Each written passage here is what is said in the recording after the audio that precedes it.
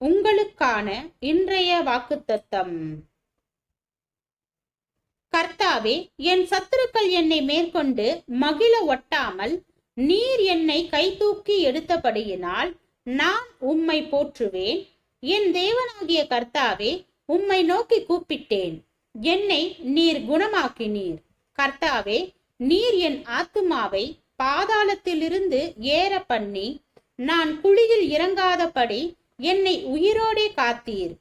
கர்த்தருடைய பரிசுத்தவான்களே, அவரை கீர்த்தனம் பண்ணி அவருடைய பரிசுத்தத்தின் நினைவு கூறுதலை கொண்டாடுங்கள்.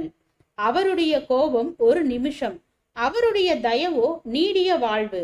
சாயங்காலத்தில் அழுகை தங்கும், விடியற் காலத்திலே களிப்பு உண்டாகும். சங்கீதம் 30 வசனம் 1 முதல் 5 வரை.